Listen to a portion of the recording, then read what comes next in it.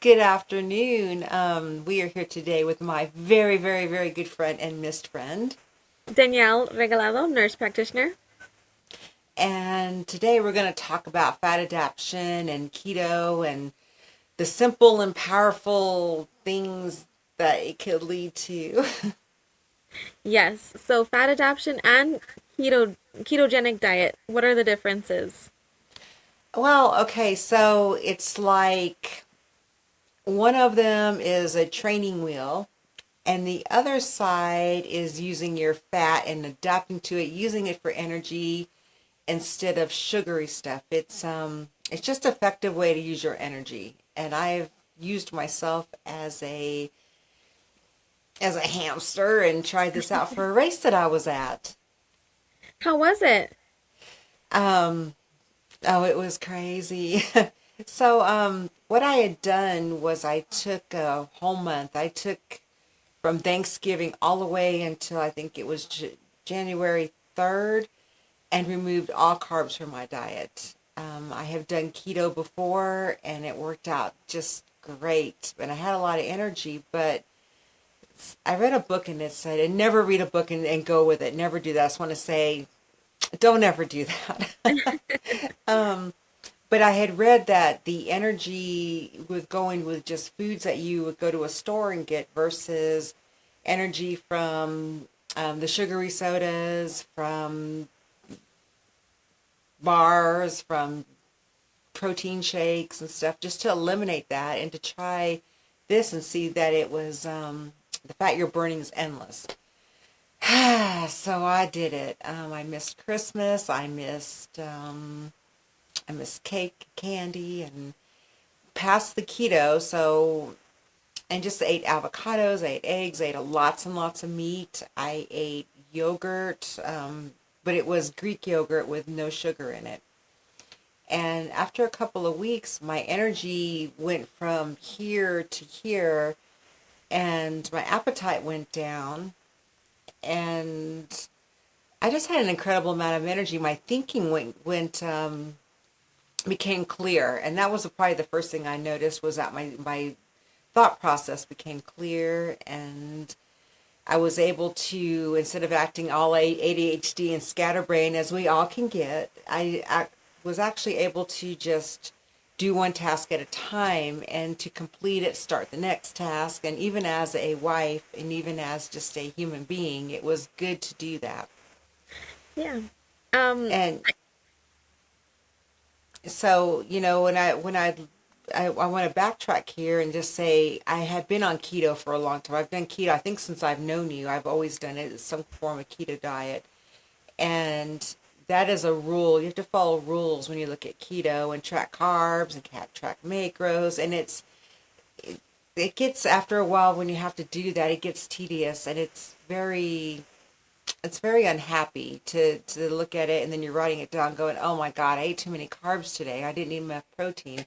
Whereas when I started the fat adaptation, I didn't think about that anymore. I never had to think about it. I just had to think about what can I eat that was going to give me energy and eliminate the carbs, which just was fabulous. yeah, when I was looking into it, I found that the keto diet is kind of under the umbrella of fat adaptation. So like Mm-hmm. fat adaptation is a metabolic state.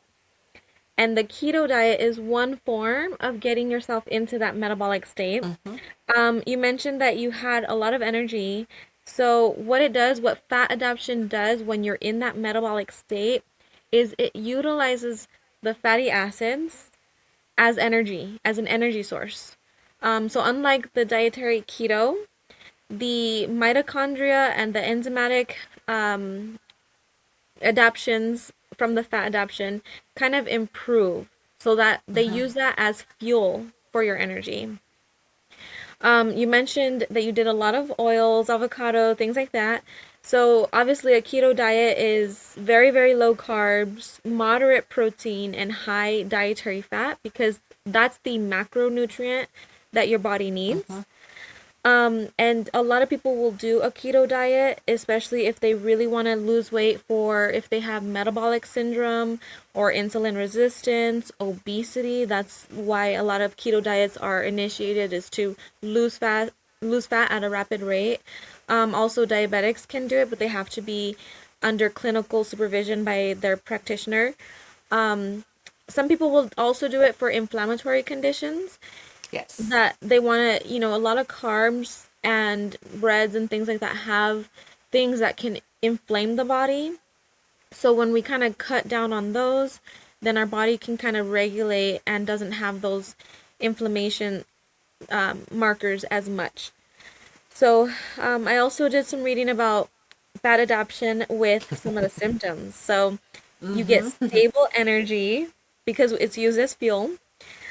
You get cognitive clarity, like you mentioned. I love that. A lot of people do have scatterbrain, memory fog, things like that. So when they get into the fat adaptation, they start to focus more and their memory's on par and they just feel younger by, not feeling so cloudy brained.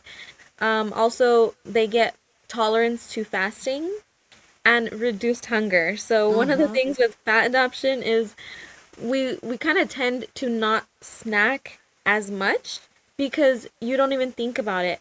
There's a lot of people that suffer from food noise where they're just constantly thinking, what are they going to eat for breakfast? What are they going to eat for lunch? When are they going to get a snack?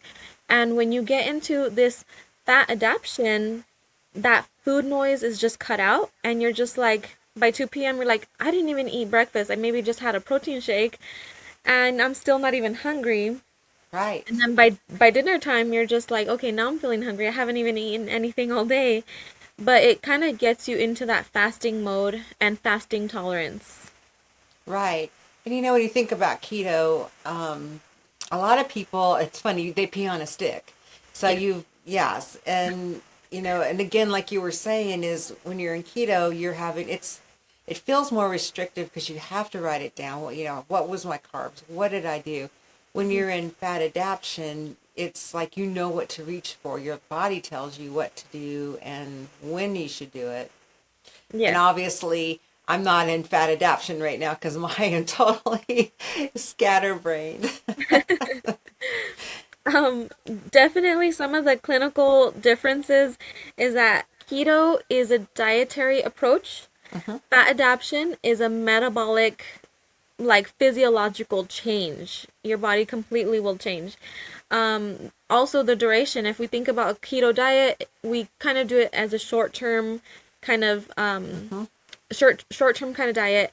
The fat adaptation is a lifestyle for a long term type of person that wants to get into that fat adaptation and they make a lot of big changes to get there. Um, so some of the physiologic and health benefits of getting into fat adaptation or that lifestyle is improved insulin sensitivity, enhanced mitochondrial function, improved lipid metabolism, reduced inflammation, appetite regulation, and stable energy. And then obviously people that have diagnosis of diabetes, low blood sugar, cardiovascular issues, thyroid issues, if anyone's on medications that are glucose lowering or antihypertensive medication, or if they're pregnant, they should definitely check with their provider before starting any of these fat adaptations or keto diets. But some of the strategies to get there are gradual carbohydrate reduction, whole food fat sources, like you said, olive oil, avocados, eggs, grass fed fats. Avoid frequent snacking, so that kind of allows your insulin to recuperate or insulin suppression between your meals. And that's kind of how you get into that the fasting tolerance. Right. Also, lots of hydration. You're really good about your hydration, your electrolytes, so that's really good. And you can see me for electrolytes for IV infusions, you guys. Um, and so adequate fluid and mineral support because you need to continue to treat your body with nutrients. And then it also allows you or you have to do this for a sufficient amount of time to get into that fat adaptation. Right. I did it as an athlete. So I didn't have a lot of time being that it was the holidays, and I would not suggest somebody does it through the holidays because you have to involve people and you have to let them know ahead of time, I can't have this and can't have that. But you're looking at their faces and they're just going, here, just some pumpkin pie. It's not going to hurt. And it does. Yes. Um, as an athlete, though, I did go into a 355-mile race like this.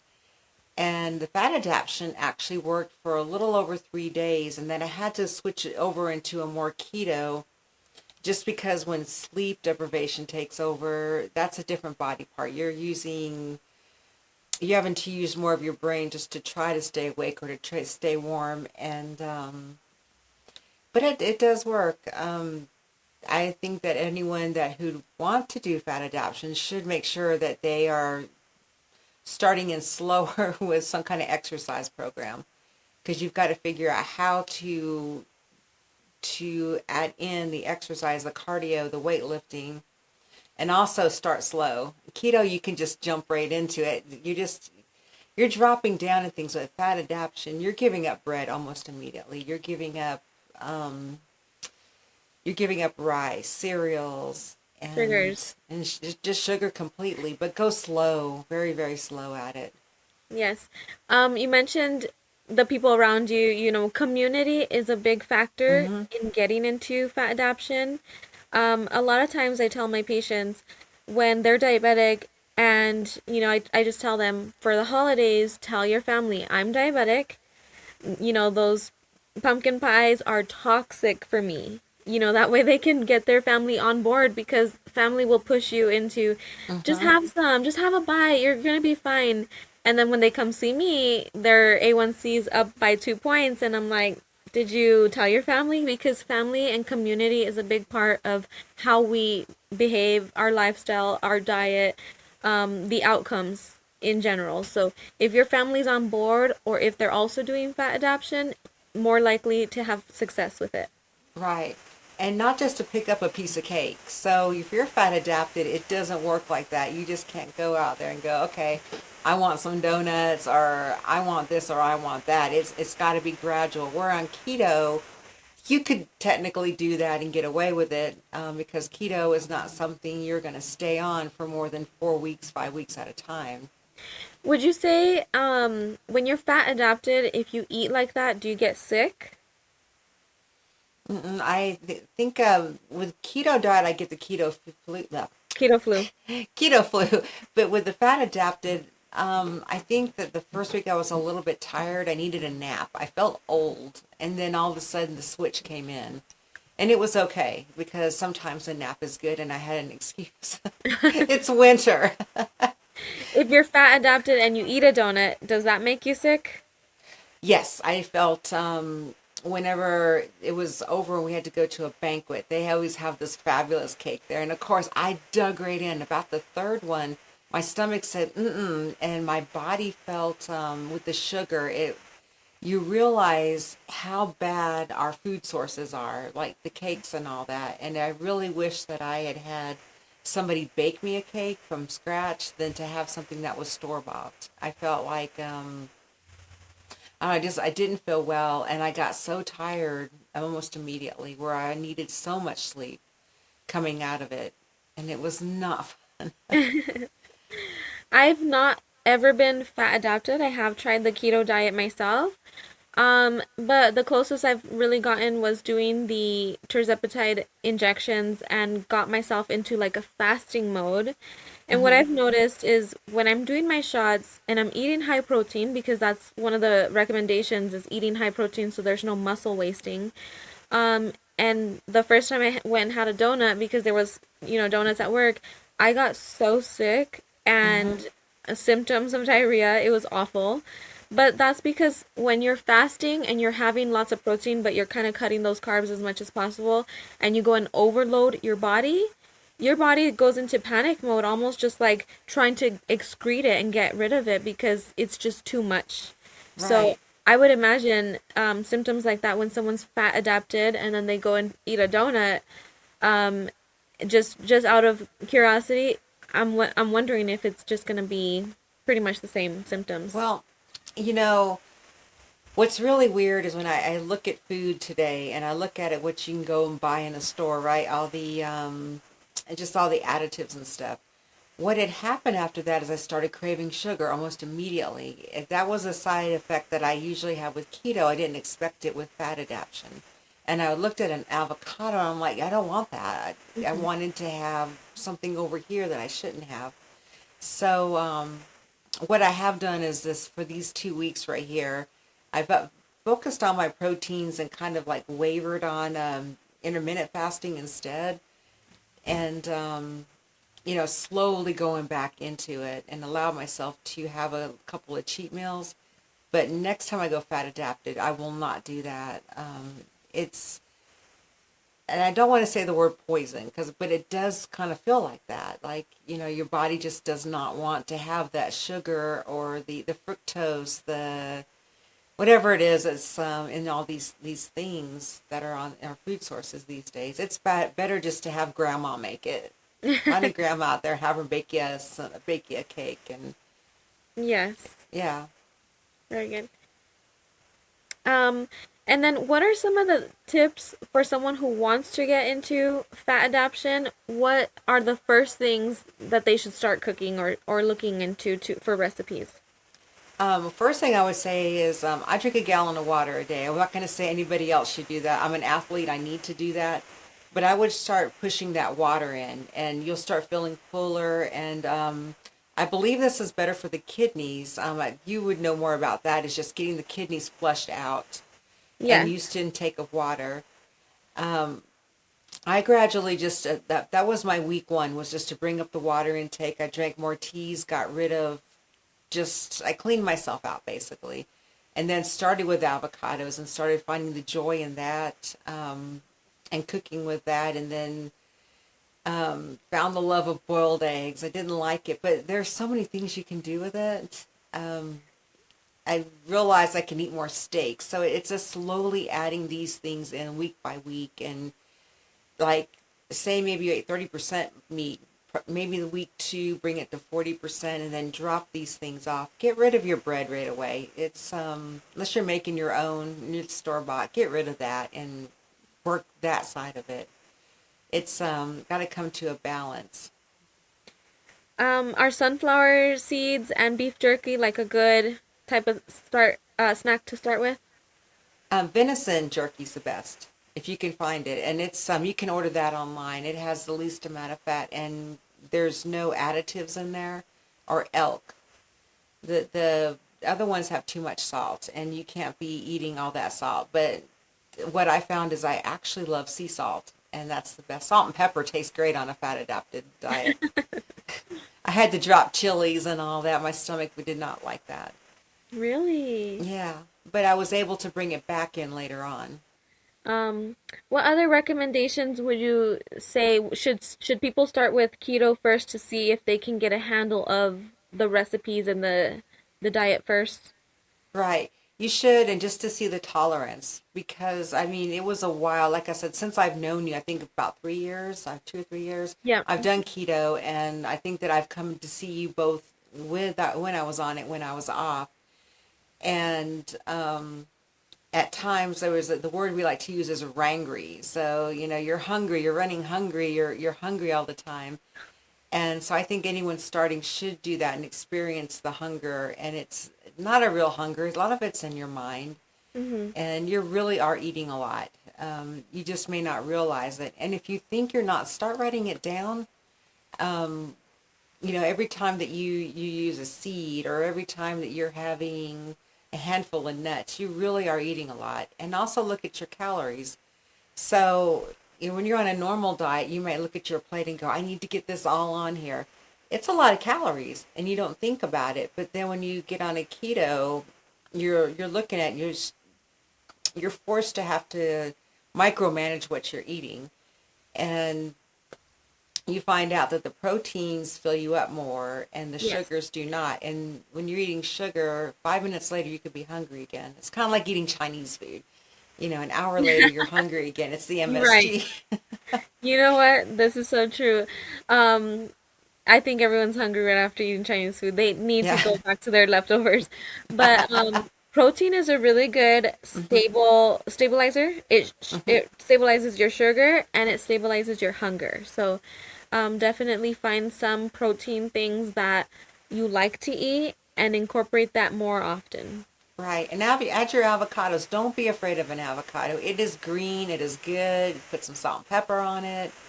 Um, One I thing, found, yeah, go oh, go ahead. ahead. Oh, one thing that I like to do, it's not keto or fat adaptation, but it's a healthier version, is wheat bread with a boiled egg, Hmm. avocado slices, and salt and pepper. And sometimes I'll put some um, quinoa Hmm. or flaxseed just to get that extra fiber in. And also adding the quinoa, the flaxseed, or little like peanuts and things like that help as fiber and it suppresses your appetite as well. Right. And it can go for hours and hours like that. And like I said, if you write down those calories, you'll find out you're actually getting enough calories. I mean, our ancestors, you know, lived on a lot less and a lot healthier and a lot longer. I mean, we Right. have doctors and things right now that can help extend stuff, but we also have a big diabetes problem, and that's, I believe, is from going to the Overeating. store and, yeah, overeating. Yeah. And yeah, I also do the same thing as you. I found that there's keto bread, so it has all the additives taken out, and I slice up an egg and avocado, and sometimes throw in some scallions. Nice. Yeah, and green beans. Eat a lot of green beans. They have protein in it and water. And celery is a negative calorie food. You're chewing it, burns more off, but it's a fiber, so it also fills you up. Yes. Very good. But no means am I saying anyone should be on a diet or trying to be skinny.